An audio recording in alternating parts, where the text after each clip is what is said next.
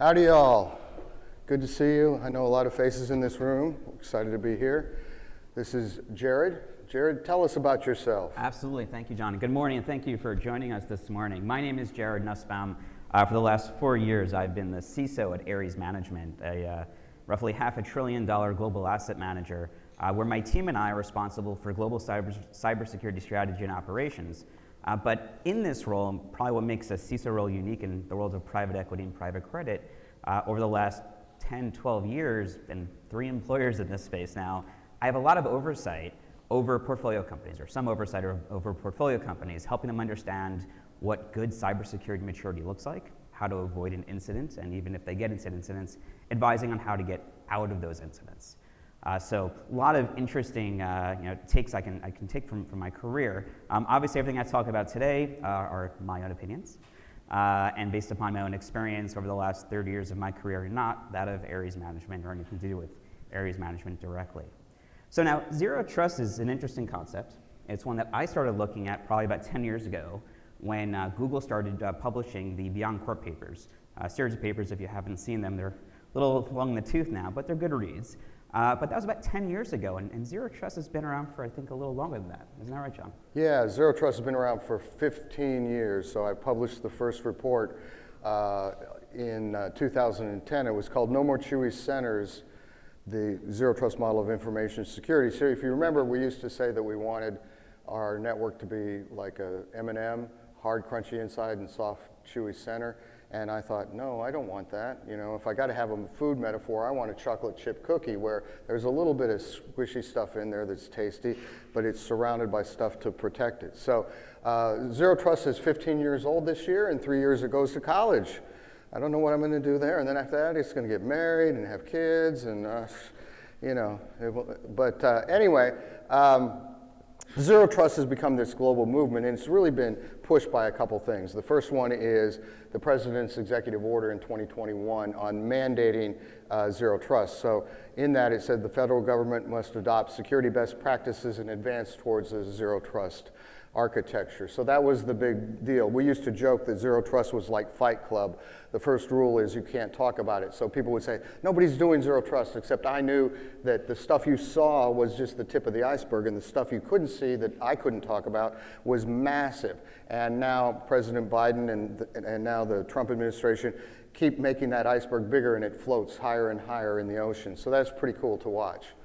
So then I was appointed by President Biden to serve on his NSTAC subcommittee on Zero Trust, and we issued that report February 23rd, 2022. We actually issued it February 22nd, 2022, because we wanted it to be 2/22/22, and then somebody found an error and we had to withdraw it. So there you go. You try to make it happen, you try to make it perfect.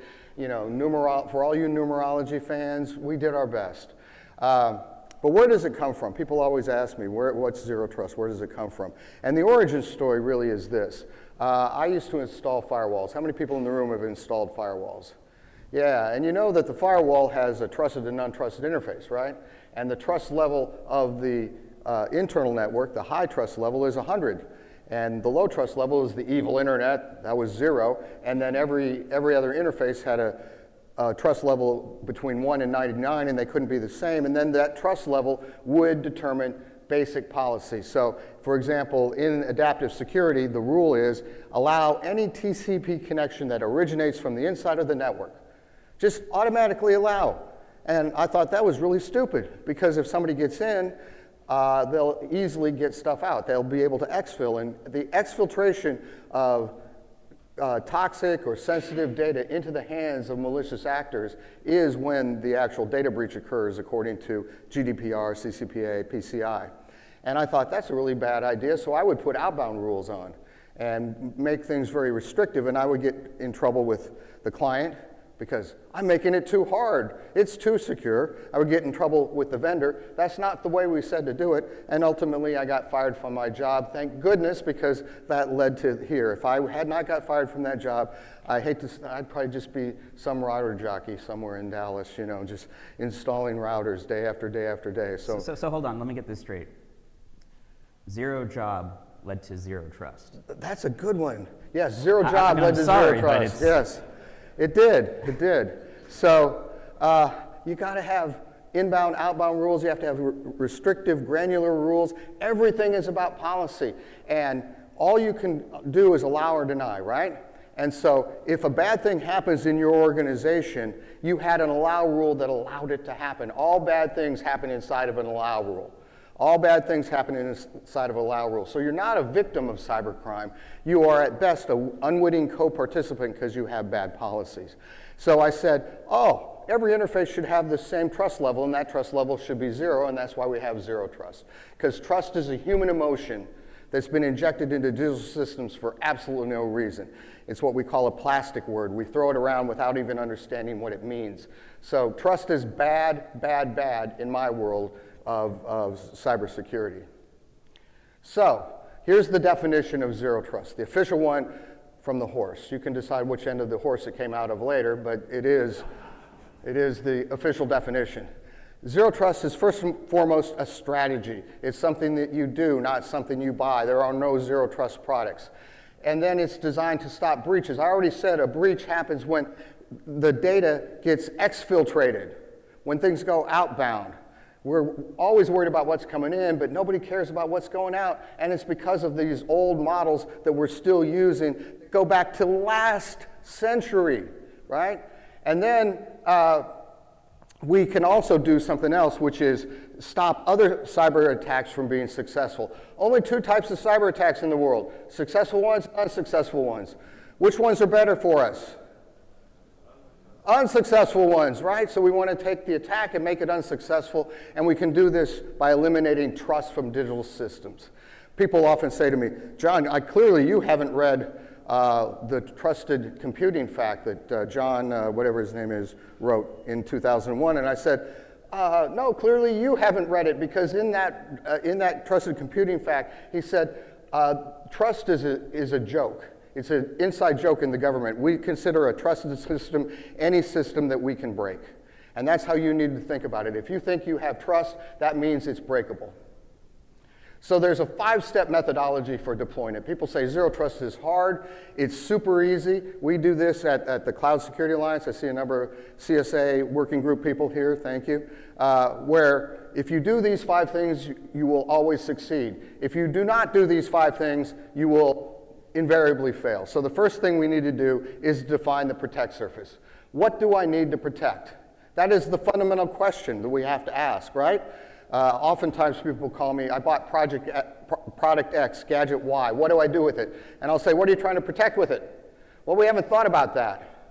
Oh, well, you're going to fail, right? You are absolutely going to fail. The second thing you do, and then what do you put in your protect surface? This is known as a DAS element. It's a little acronym that I created so that it would help you easily remember what goes in there. And I had to call it DAS, otherwise it'd be SAD. And I didn't think SAD elements worked. So, but it stands for data that's sensitive, applications that use sensitive data, assets that are sensitive, OT assets, IoT assets, all that kind of stuff, and then services that are sensitive that you don't think about.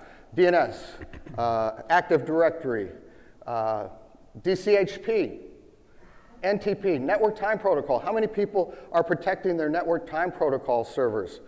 But guess what? If you attack that and bring that down, your whole system goes down. So once you've done that, then you're going to put a single DAS element into a single protect surface and build it out one protect surface at a time.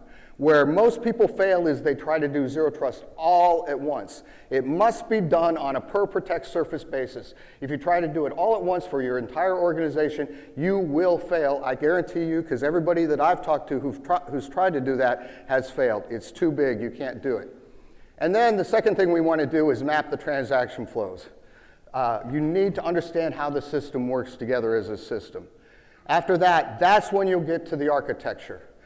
Every single zero trust environment is bespoke, or as we say in the US, tailor-made for the protect surface. You can't have a generic reference architecture like we used to have, where we would just pull a piece of paper out of the back of the CCDA book and change the IP addresses, and we'd have packets moving, yay. No, this is much more critical than that. And so it has to be designed to meet the needs of the protect surface. Then we'll go to policy. Policy is where it all comes together. The reason we have controls is to enforce the policy. Controls don't work unless they have good policy. And then after that, we're going to do monitoring and maintaining this system. It's not a project. It is a journey, and it is a lifelong journey, and it will go on. People say, when will I be done with zero trust? And I'll look at them and go, when will you be done breathing? Your heart's been beating a long time. When will you be done with that? It's the same thing. You will be done when you're dead. So once we get all this telemetry, we can move into an anti-fragile system. People all over this place are talking about resilience, resilience, resilience, but resilience is static. We can do something different in zero trust, which is anti-fragility. And Nissim Nicholas Taleb, who wrote the book Black Swan, also wrote a book called Anti-Fragile, and he gave me the vocabulary to talk about what I was trying to do, where you take all the loads and you ingest them and understand them and then use them to make the system stronger and stronger to adapt to those loads. So he uses the example of the human body, right? We all know that we have 3 holidays in a row in the United States. We have Thanksgiving, Christmas, and New Year's. What do we do during those 3 holidays? We eat and drink too much. We put on a little bit of weight. So you got to take off that weight. What do you do to do that? You have to stress your body out, restrict calories, exercise, all that kind of stuff. Those are stressors. Those are attacks to your body. But your body doesn't break down. It adapts and gets stronger and stronger because your body is an anti-fragile system, and a zero trust environment is also an anti-fragile system. So when we get into this, I work for Illumio, a microsegmentation company, and I joined Illumio because forever I've been saying that microsegmentation is key to zero trust. The second report, which is also coming up on its 15th birthday, called Build Security into Your Network's DNA, the Zero Trust Network Architecture, talked about the importance of segmentation. New ways of segmenting networks must be created because all future networks must be segmented by default. I helped create a hacking tool called VoIP Hopper. It's still on Kali Linux, and it jumps VLANs automatically, so we could hack VoIP and UC networks. And I realized flat networks or networks that were only handled with VLANs, those were easy to toast. So we have to have better ways of segmenting network. If your network is unsegmented, the attackers own it, and you pay the bills. So, Jared, let's talk about the business value of microsegmentation. So, first of all, Zero Trust defines microsegmentation, and I'm just going to give you a quick overview of that so that you can understand that, first of all, we understand why we're segmenting. You have to know why you're doing it. You don't do it because you're deploying a technology, right? So why helps a lot. And then, once we have that protect surface, we put a segmentation gateway in place to connect to the protect surface so that we know what we're protecting, right? And we know how we're enforcing that protection, and that is key. Do you know how you are doing enforcement of the technologies and protecting the data that you have? So this is PCI data. Now we have a management server, and this is how easy Zero Trust is. Then you build it out one protect surface at a time. This way it becomes 3 things. It becomes incremental. We're doing it one at a time. We're doing it iteratively, one after another. That's it, one after another. And finally, it's non-disruptive. The most you can screw up at one time is one protect surface. So that makes it really simple. Now, Jared, let's go back and talk about the Target CEO. Target data breach, because if we look at that, I always talk about cybersecurity started here, and everything before this is BT, and we're now in the AT world after Target, so it's now what, 12 AT? So was this the CEO got fired, right? He did get fired, and I think this was a really big wake-up call. Out of curiosity, you don't have to go to microphones, I'm sure we can project our voices a little in this room. Does anyone remember what the initial ingress method was for the Target breach? Air conditioning system. Yeah, HVAC. Thank you. Someone phished credentials, and that's nothing new, for an HVAC vendor, found their way into the HVAC systems. Now, today we would call that OT networks. Didn't have that back then. And then from there, got into the corporate systems of Target, found their way into just a couple point-of-sale systems, deployed malware, and just started collecting credit cards. Now this is what, 2012? 13. 2013? This is a long time ago. And back then, like macro segmentation was a thing. We were separating production from development, DMZs, hopefully retail and point of sale from corporate systems. I don't know. I don't know anyone that's given me enough detail on the target breach to say whether they had that or not. But we were thinking about segmentation, and segmentation is important. Segmentation, when done with security boundaries, gives you visibility. If traffic crosses a security boundary, you'll see something. Gives you an enforcement point. And so we had all this capability. But fast forward to today, well, when we think about Target in 2013, the average dwell time that an attacker, from the time they get into your system to when we would find them, does anybody remember what that was? I do. Months. It was 6 months. 6 months. I know because we prepped. 6 months, 180 days. And that happened really for a few reasons. The attacks were, let's steal credit card numbers, things we can monetize. Let's steal data, things we can monetize. Let's maybe do a little hacktivism to distribute denial of service. But like a lot of those attacks, there was no big flag, hey, I'm in your system. Ransomware wasn't yet a thing.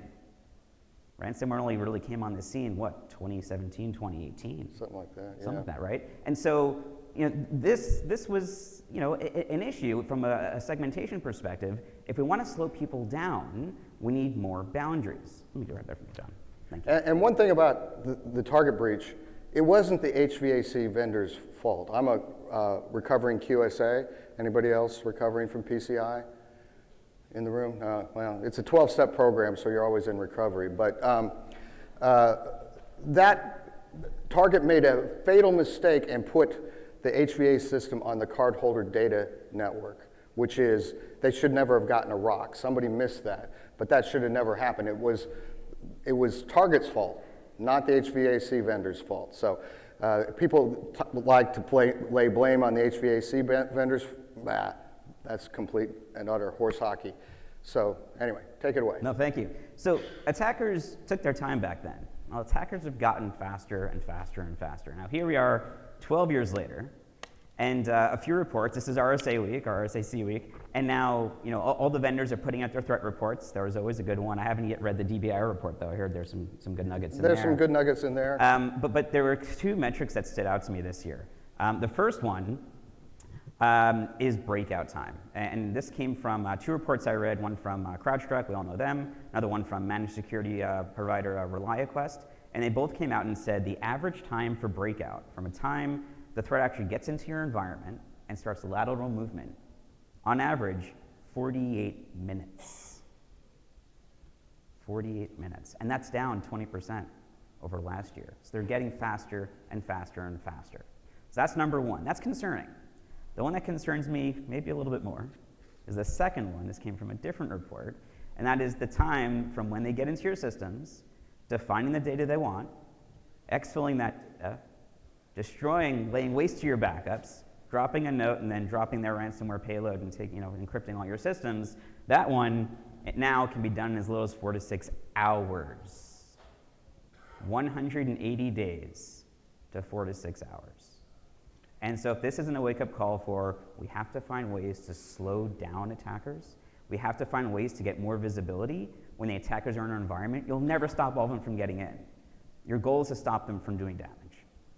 And so for this reason, really, we have to find just speed bumps, visibility points, enforcement points. These are the kinds of things that'll help you as you try to get a handle on slowing down the rate of these attacks. And last year, the NSA pointed this out. They wrote a briefing document or a guidance document called Advancing Zero Trust through the Network and Environmental Pillar. And this was in the wake of the Colonial Pipeline takedown, because that was compromised credentials. And too many people think identity is the new perimeter, or you can solve everything with identity, and you can't. Identity is always fungible, so you have to go beyond it. And they point out the importance of focusing on the network and environmental pillar. Data flow mapping, micro-segmentation, macro-segmentation, and software-defined networking. And this is one of the reasons I came to Illumio, because of these kinds of capability, especially the data flow mapping capability is key to me, because as one of my friends who's a Navy SEAL says, his favorite weapon is a map, right? If you have a map, you can solve the two problems that you normally have in life. One is being wrong and one is being lost. And so if you don't have a map, you're going to be lost and you're probably going to be wrong. But if you have a map, even if you're lost, you can figure out where you're going so you won't be wrong anymore. And this is why we need this visibility and this mapping capability. So let's talk about overcoming some adoption barriers in Zero Trust. There's 4 myths that I like to point out that I see all the time. The first is Zero Trust means making a system trusted. So how much trust do you think there should be in a system called Zero Trust? I tried to be as explicit as possible, and then people came out with words like implicit trust, explicit trust. What are those things? There's 2 types of trust. There's direct trust and transitive trust. So I've spent a lot more time thinking about the T word than most people, but it is a 4-letter word, and you should never use it around me. Secondly, Zero Trust is all about identity. No, Zero Trust consumes identity in policy. Identity all in and of itself is both fundamentally broken and fungible, but we use it as a signal to help make policy determinations. And then there are Zero Trust products. I hear this all the time. Somebody said if I buy their product, they'll be all Zero Trusty. No, that's true. It doesn't work in Illumio. We start with some of these things, but no, there are no Zero Trust products. And then finally, Zero Trust is complicated. General Greg Tuhill, the head of CERT, called me up last year. He said, John, I'm reading some of these things, and how come it sounds so complicated? I can't understand this stuff. And I said, Greg, I don't know. You probably know better than me. He says, well, I think it's because people think if they make it sound complicated, they seem more intelligent. And I said, well, that's maybe true. I'm not smart enough to make it complicated. I got to make it simple enough so that I can understand it. So if you do the 5-step methodology, it's super simple, and it always works.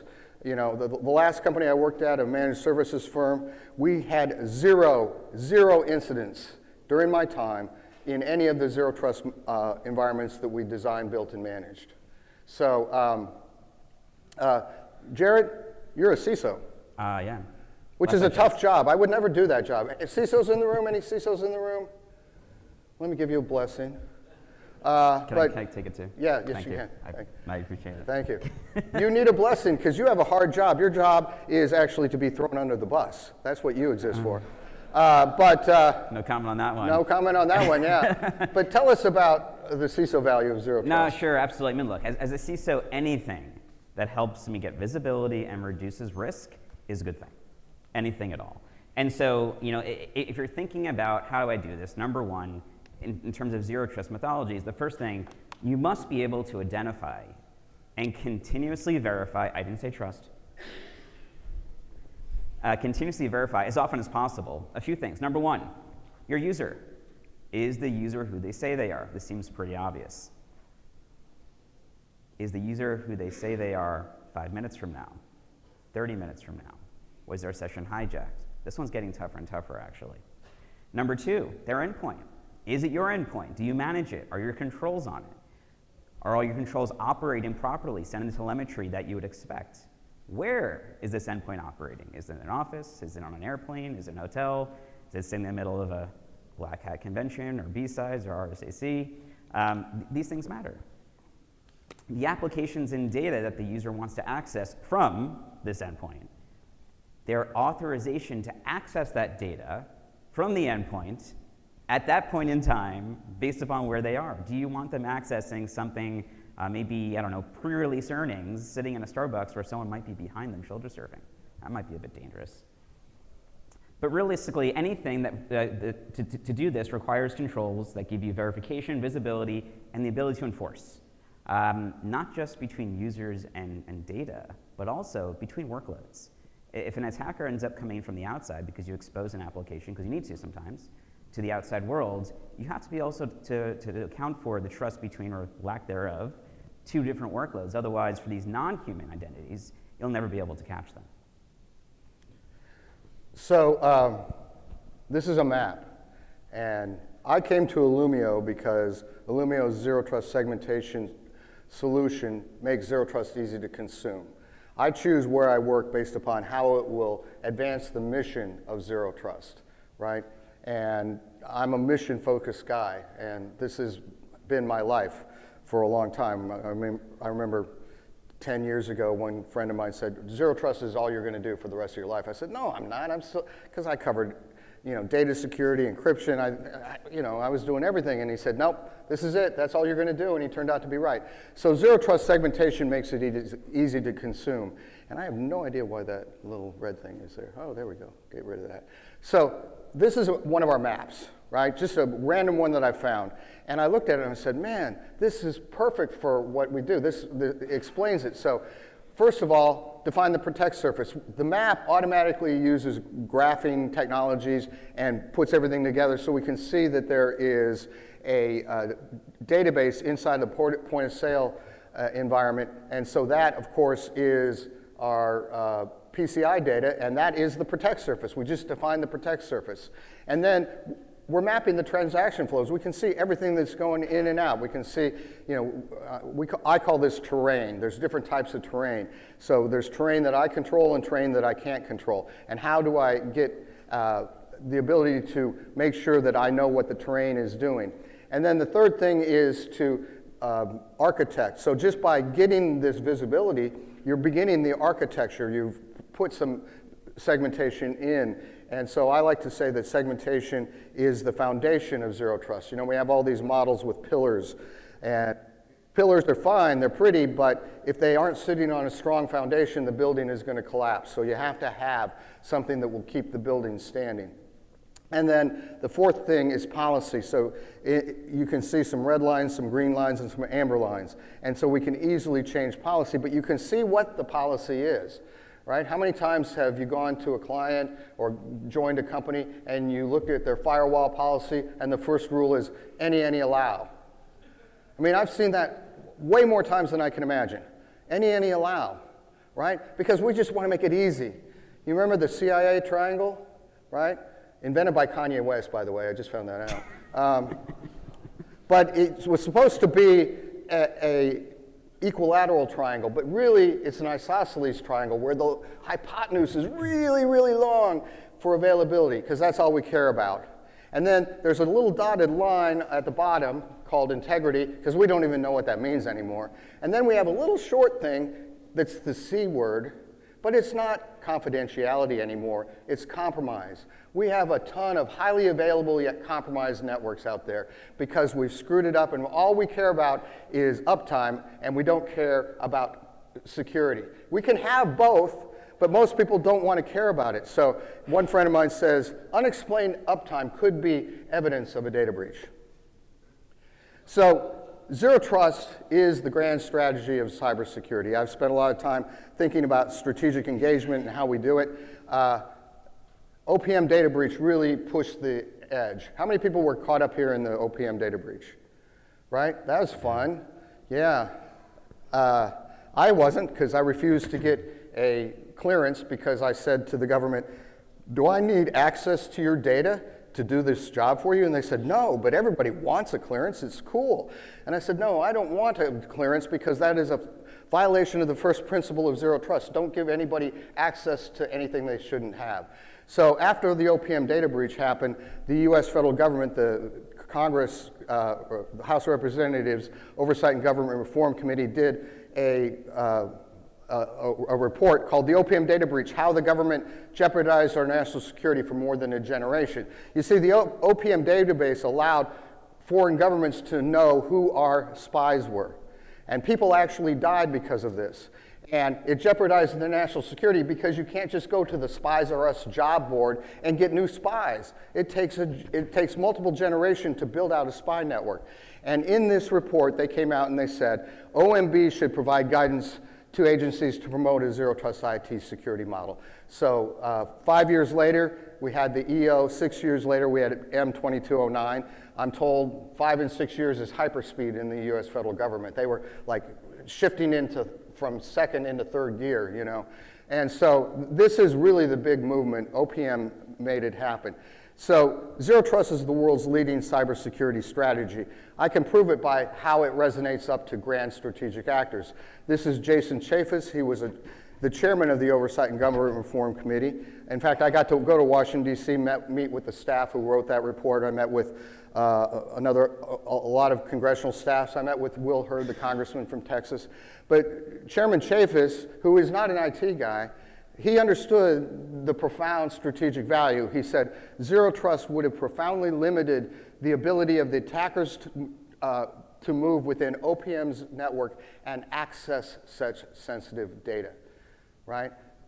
The US federal government has been my biggest supporter for a long, long time, stuff that I can't tell you about. So it's very gratifying and humbling to see how far it's gone. The first speech in 2014, there were 2010, there were 14 people in it. And people just came up to me and said, "You're an idiot. This is never going to go anywhere. You should stop this. Quit wasting your time. This is a dumb idea." But I guess it's turned out okay. So we're going to take we're going to talk about how buy-in is critical to success. Yeah, well, I mean, speaking of grand strategic actors, in my world, that's the C-suite, right? Show of hands, in this room, how many of you think you understand cyber risk? CISOs, practitioners, right? How many of you think you understand business risk? Okay. How many of you think that cyber risk equals business risk? Cyber risk might contribute to business risk, but cyber risk does not equal business risk. And in this room, we can talk about cyber risk for hours, I'm sure. We can geek out all day long about threats, threat vectors, the threat landscape, the risks that they bring, sure, right? And even your C-suite might want to talk to you about that, even your board, but out of interest. But at the end of the day, they care about one thing, and it's not cyber risk, it's business risk. It's questions to them like, if we are down for an hour, how do we operate? Can we move to a manual process? For a week? For 2 weeks? At what point does that become painful? At what point do we start to lose revenue, money? Now we're talking business risk. At what point does this start affecting our reputation? At what point do we lose customers? How much will it cost? How long will it take to get those customers back? If you're in a regulated entity, how long will it take, or how long before the regulators start coming, asking their questions, and start with enforcement actions? These are things that the C-suite understands. If you can take cyber risk and translate it to business risk, have it on their terms, the C-suite's terms, you will have buy-in all the way down the stack. And anything you try to do, whether it's zero trust or anything else, becomes far easier. The next thing to understand is you can't do anything in a silo. I mean, you can. You probably won't be very successful at it. And so when you're thinking about deploying and taking on zero trust-like methodologies or any real program to a cybersecurity program or any change to a cybersecurity program, if you just try and do it within your own silo and you don't involve stakeholders, and I'm not just talking your technology stakeholders, I'm talking about business unit stakeholders, even the C-suite, even the board in some cases.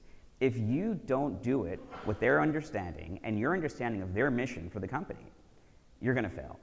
You may have these grand ideas to deploy who knows what, to make huge changes that you think might actually even improve the user experience. But if your firm, let's say, is planning on, doubling in size, making big acquisitions, maybe reducing budget, who knows what they're going to do, they're not aligned with you, and again, you're going to fail. Finally, socialize anything you're going to do, early and often. If you're thinking, so tweet it out, is that what you're saying? Maybe Signal. Signal? Maybe Okay. Signal, yeah. But invite a journalist to your chat, right? I've heard sometimes can help get things out there, yeah. I've heard. But in all seriousness, if you're planning a change, get out in front of the users. Find your friendlies in the business units outside technology, even in the C-suite. Explain what you're going to do, why you're doing it, what business risk this is going to help actually drive down to mitigate. Maybe understand what the impact might be from their perspective. I can guarantee you, as a technologist, you have not thought of all the impacts that will be on the user. Take their input, modify your plan, socialize it and discuss it with them during your planning, pre-execution, during execution, post-execution. Take your lessons learned. What happened, what went well, what went wrong, obviously learn from those and move on. But if you get that type of alignment, put it in business risk terms, anything you do, whether it be deploying zero trust methodologies or anything else, becomes far, far easier. John? So, your takeaway, we're supposed to give you a takeaway, right? call to action, all those things. Apply what you learned today. So understand and apply the Zero Trust implementation framework. If I can leave you with one thing, if you do it in the 5-step model, you will be successful, right? I've never seen it fail. But if you try to do it any other way, like just from a product perspective, you will fail. Make sure you know what your protect surfaces are. Anybody who talks to you about Zero Trust but doesn't talk about protect surfaces does not understand Zero Trust. And there's a lot of those people around there. And then take your time. Remember, this is a process. It's not a project. You'll never be done with it. The same way you'll never be done breathing, you'll never be done with your heart beating. Well, you will be done sometime, right? But hopefully your Zero Trust project will continue on long after you've gone as a legacy, and they'll put a little plaque on a server somewhere for you. So these are the three things to think about, right? There's a step-by-step process. Understand what you need to protect, and then just do it forever. And if you do those things, you will be successful. So let's take some time for some questions and answers here. Or at least questions. I don't know if there's going to be answers, and come up to the microphones. We got some microphones there if you got some questions. Hi, very engaging, thank you. Question, you didn't highlight software-defined networking in your 4 steps from that NSA paper earlier on. Oh, well. What was the, I mean, obviously that's not Illumina's offering, but. I meant to say that we partner with all software-defined networking solutions. So software-defined networking, I think, is a big thing, and it means a lot of different things to a lot of different people, is one of the challenges of it.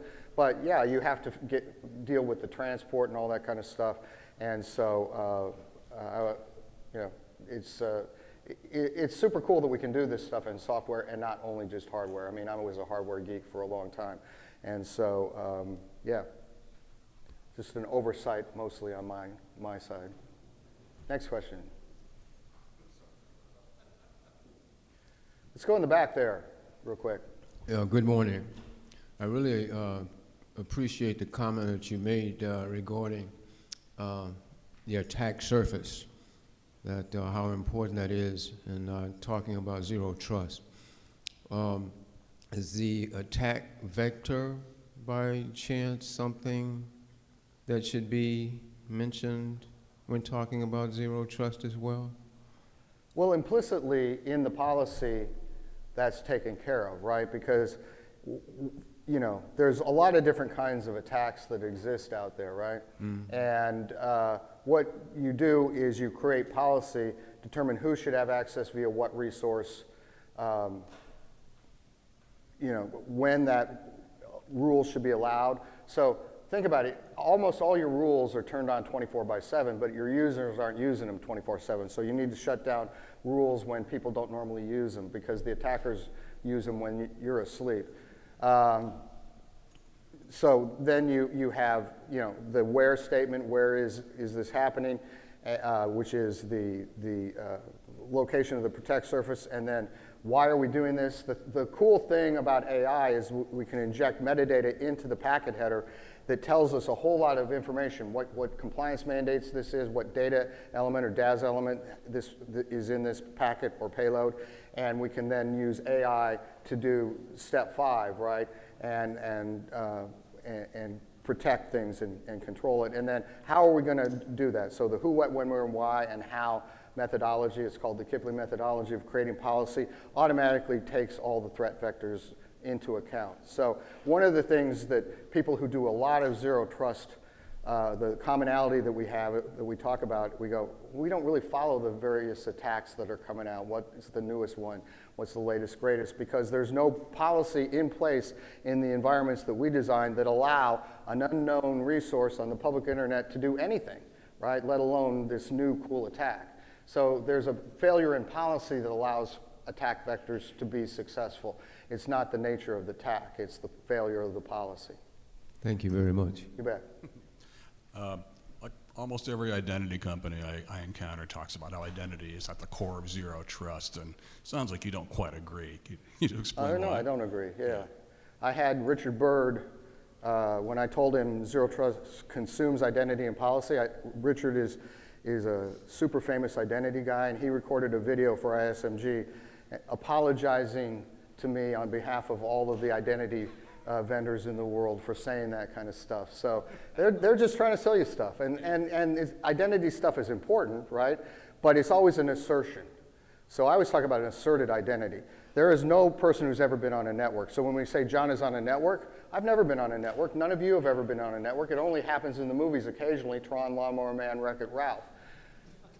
So nobody is on the network. All entities are non-human. All entities are non-human because they're zeros and ones represented by electrons and photons, and they travel across copper, fiber, or air. That is our entire business right there in one sentence. So identity, you're trying to look at the attributes of that packet to say, does it come from John? Do we have a validity and confidence that it comes from John? And I was talking to a guy who's in the IC, let's say, and I said, well, you know, if I'm, you know, John on this network and somebody takes over my session, is there a reverse transference of identity? Because then they should become me and they need to pay my bills, right? And he said, oh, John, that happens all the time. You know, because I said, well, what if somebody puts a gun to my head and they take over my machine? He says, John, that happens all the time. I said, it does not. He says, John, it's not a physical gun, it's a virtual gun. I said, what? He said, virtual gun. You know, I put a virtual gun to your head. Go get me that document, that new piece of intellectual property, that plan for the new chipset. Because if you don't do it, I'm going to tell everybody about these bad things you've done. Blackmail is a very common thing. So you always can't rely on identity. It is one signal that you're using. And if you try to make an access control decision on a single signal, that's not enough information. That is not enough information. So identity is useful, but it is always fungible, right? OPM, who said they got caught up in the OPM environment? Adversarial nation states have digital representations of your fingerprints. Can you go to the help desk and get new fingerprints? You cannot, right? Biometrics is fundamentally broken. How about Mercedes-Benz when they put the thumb reader on the car in Germany for a while? What did the car thieves do? They cut off people's thumbs and tried to steal their car. Well, here comes Mercedes-Benz. Well, of course, we made sure that it needed proof of life, so there's that those cars didn't get stolen. But there's a bunch of dudes going, "Hey, how you doing?" You know. So this stuff, you know, you got to think of it holistically and not individually. And you ask the question, how do people make money? That's the fundamental question. Because we are in an industry that's more concerned about making money than securing data and assets. And it's a sad thing for those of us who came up in a time that was more pure, and we all had sort of a mission, the hacker ethic, and we wanted to do good things. And there's still a few of us left, and I hope you people become those people. Take over for us, because we're timing out, right? But we need people who are mission-focused, who want to do good things and want to make the world a little bit safer every single day. Thanks. Who's got business questions? Because we got one of the top CISOs in the world right here. So I need somebody to ask a question that's pertinent to CISOs, because I've never been a CISO. Thought I wanted to be a CISO, And I think you just want to rest. and now I don't want to be a CISO. I have a question for you. Can you briefly tell us about your journey so far on Zero Trust in your undertaking? So I can't talk about what we're doing at Ares. Yeah. What I can say is, you know, across, in the last 12 years, I've had, I've been advising, we'll just go with several hundred portfolio companies. And what we're finding is companies that start to think about really the holistic approach, really taking the full context. So understanding your environments, your on-prem environments, your cloud environments, understanding identity, understanding your endpoints. We're seeing a big reversal in, I think, BYOD. I think the big tech companies made BYOD a thing, probably a decade ago, and I think they're reverting on that for good reason. We need as much data as possible to get the most context possible so we can make good calls. Are you, who I think you are you accessing data that you normally access, right? So now we're looking for behavioral signals. Should you be accessing this data at this point in time? You know, it's those types of things. And so I'd say lots of companies are bringing in various controls to get to that ultimate, you know, zero trust, harmony. That takes time.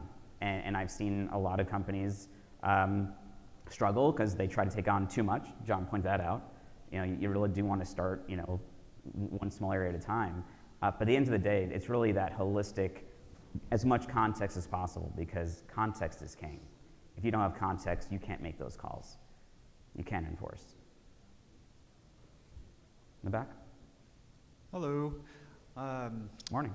I thought that what you mentioned earlier about zero trust being a grand strategy was wonderful, because in grand strategy is a great way to put it, because you can break it down into micro strategies for sure that are all connected to this one strategy. My question is about the adoption of zero trust across the business, and not necessarily from the business itself, because I feel that a CISO going into a boardroom and talking to folks who trust that the CISO knows what they're doing and understand the implications of cybersecurity, will trust that if the CISO is recommending that we adopt a new cybersecurity strategy, for instance, it would make sense, and we typically get the thumbs up from that. Where I have seen the most, I would say, for lack of a better way to say this, pushback is really from folks who actually have some knowledge around technology. It's the technology organizations.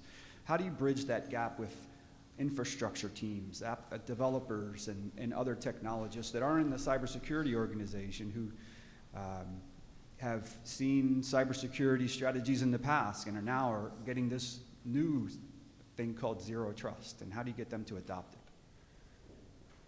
Well, that's a big question. Yeah. And it's a good one. It's a really good one. I mean, look, I think we could probably spend the next hour talking about that.